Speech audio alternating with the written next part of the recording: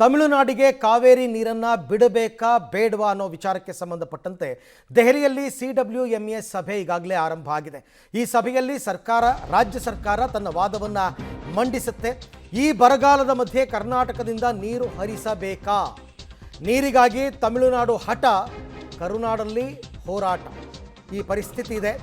So ದೆಹಲಿಯಲ್ಲಿ ಕಾವೇರಿ ನೀರು ನಿರ್ವಹಣಾ ಪ್ರಾಧಿಕಾರದ ಸಭೆ, ಹೈ ವೋಲ್ಟೇಜ್ ಸಭೆ. ಹಾಗೆ ನೋಡಕ್ಕೆ ಹೋದರೆ ಕೆಲವೇ ಕ್ಷಣಗಳಲ್ಲಿ 4 TMC ನೀರು ಹರಿಸುವ ಬಗ್ಗೆ ನಿರ್ಧಾರ ಆಗುತ್ತೆ. ದೆಹಲಿಯ CWMA ಕಚೇರಿಯಲ್ಲಿ ಈ ಸಭೆ ಈಗಾಗಲೇ ಆರಂಭ ಆಗಿದೆ. ಹಲ್ದಾರ್ ನೇತೃತ್ವದಲ್ಲಿ ತಮಿಳುನಾಡಿಗೆ ನೀರು ಹರಿಸುವಂತೆ CWRC ಈಗಾಗಲೇ ಆದೇಶ ಕೊಟ್ಟಿದೆ.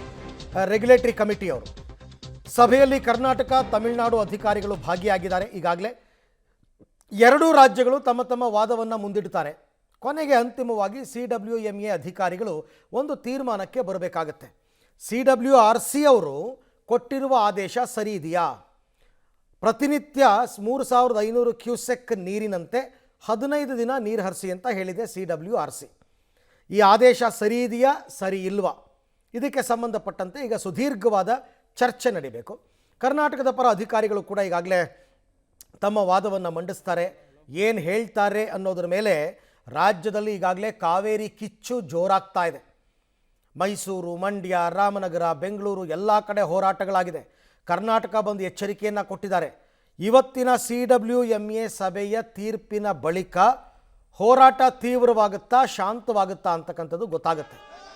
ಎಲ್ಲರೂ ಕುತೂಹಲದಿಂದ ಕಾಯ್ತಾ ಇದ್ದಾರೆ, ಸಭೆಯಲ್ಲಿ ಏನು ತೀರ್ಮಾನ ಆಗುತ್ತೆ.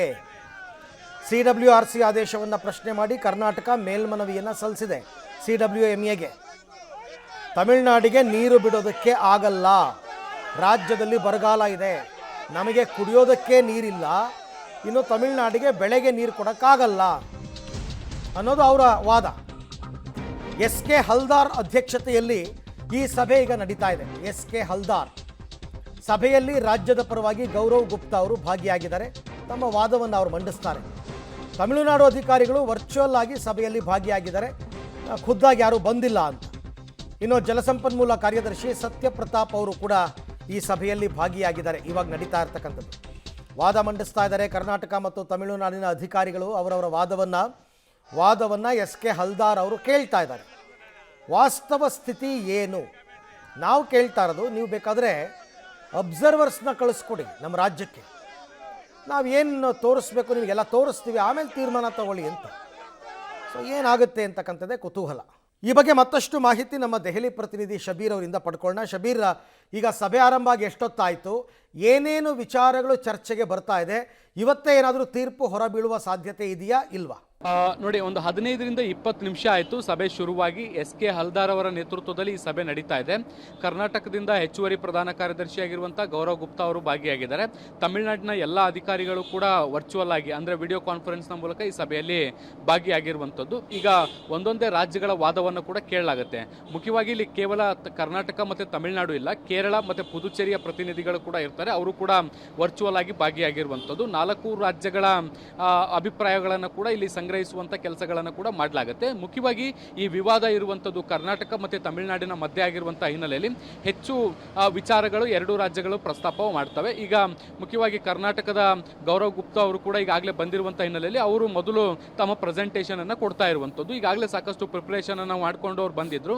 ರಾಜ್ಯದಲ್ಲಿ ಕಾವೇರಿ ಜಲಾನಯನ ಪ್ರದೇಶದಲ್ಲಿ ಯಾವ ರೀತಿಯಾದಂಥ ಬರದ ಸನ್ನಿವೇಶಗಳು ನಿರ್ಮಾಣ ಆಗಿದೆ, ಪ್ರತಿ ವರ್ಷ ಈ ಅವಧಿಯಲ್ಲಿ ಎಷ್ಟು ಮಳೆ ಆಗ್ತಾ ಇತ್ತು, ಈ ವರ್ಷ ಎಷ್ಟು ಮಳೆಯ ಪ್ರಮಾಣ ಇದೆ, ಎಷ್ಟು ವ್ಯತ್ಯಾಸ ಆಗಿದೆ, ಮತ್ತು ನೀರಿನ ಹರಿವು ಯಾವ ಮಟ್ಟದಲ್ಲಿ ಕಡಿಮೆ ಆಗಿದೆ, ಮತ್ತು ಭವಿಷ್ಯದಲ್ಲಿ ಮಳೆಯ ಸಮಸ್ಯೆಗಳು ಹೇಗಿದೆ ಅನ್ನುವಂಥದ್ರ ವಿವರಣೆಯನ್ನು ಕೂಡ ಕೊಡ್ತಾ ಇದ್ದಾರೆ. ಮುಖ್ಯವಾಗಿ ಈಗ ಕರ್ನಾಟಕದ ಕಾವೇರಿ ಜಲಾನಯನ ಪ್ರದೇಶದಲ್ಲಿರುವಂಥ ಅಣೆಕಟ್ಟುಗಳಲ್ಲಿ 35ರಿಂದ 40 TMC ಅಷ್ಟು ನೀರಿದೆ. ಆದರೆ ಆ ನೀರು ಇದೆ ಅನ್ನುವಂತಹ ಕಾರಣಕ್ಕೆ ಅದನ್ನು ಬಳಕೆ ಮಾಡಿಕೊಳ್ಳುವಂತಿಲ್ಲ, ಖರ್ಚು ಮಾಡುವಂತಿಲ್ಲ. ಯಾಕೆ ಅಂದರೆ ಭವಿಷ್ಯದಲ್ಲಿ ಮಳೆಯಾಗದೇ ಇದ್ದರೆ ಮುಂದಿನ ವರ್ಷ ಜೂನ್ವರೆಗೂ ಕೂಡ ಈಗಿರುವಂಥ ನೀರನ್ನೇ ನಾವು ಕುಡಿಲಿಕ್ಕೆ ಬಳಸಬೇಕಾಗತ್ತೆ. ಆಗುತ್ತೆ. ಒಂದು ವೇಳೆ ನೀರಿದೆ ಅಂತ ತಮಿಳುನಾಡಿಗೆ ಕೃಷಿಗಾಗಿ ಹರಿಬಿಟ್ರೆ ಭವಿಷ್ಯದಲ್ಲಿ ಬೆಂಗಳೂರು ಸೇರಿದಂತೆ ಕಾವೇರಿ ಜಲಾನಯನ ಪ್ರದೇಶದಲ್ಲಿರುವಂತಹ ಜನರಿಗೆ ಕುಡಿಯುವ ನೀರಿಗೂ ಕೂಡ ತಾತ್ವಾರ ಉಂಟಾಗುತ್ತೆ. ಸೊ ಕೃಷಿ ಅಥವಾ ಕುಡಿಯುವ ನೀರು ಅಂತ ಬಂದಾಗ ಇಂಟರ್ನ್ಯಾಷನಲ್ ಜಲ ಇಂಟರ್ನ್ಯಾಷನಲ್ ಅಂದರೆ ಅಂತಾರಾಷ್ಟ್ರೀಯ ಜಲ ಕಾನೂನುಗಳು ಕೂಡ ಹೇಳುತ್ತವೆ ಕುಡಿಯುವ ನೀರಿಗೆ ಆದ್ಯತೆಯನ್ನು ಕೊಡಬೇಕು ಅನ್ನುವಂಥ ನಿಟ್ಟಿನಲ್ಲಿ ಹೇಳುತ್ತೆ. ಸೊ ಹೀಗಾಗಿ ನಾವು ಭವಿಷ್ಯದಲ್ಲಿ ಬರಬಹುದಾದಂತಹ ಬರಗಾಲಕ್ಕೆ ಸಿದ್ಧವಾಗ್ತಾ ಇದೀವಿ ಮತ್ತೆ ಕುಡಿಯುವ ನೀರಿಗೆ ಹೆಚ್ಚಿನ ಆದ್ಯತೆಯನ್ನು ಕೊಡ್ತಿದ್ದೀವಿ ಅನ್ನುವಂತಹ ನಿಟ್ಟಿನಲ್ಲಿ ತಮ್ಮ ಪ್ರತಿಪಾದನೆಯನ್ನು ಕೂಡ ಮಾಡ್ತಿದ್ದಾರೆ. ತಮಿಳುನಾಡು ಕೂಡ ಮುಂದಿನ ಹಂತದಲ್ಲಿ ತನ್ನ ವಾದವನ್ನು ಕೂಡ ಮುಂದಿಡಲಿದೆ. ಹಾಗೆ ಸಂಪರ್ಕದಲ್ಲಿ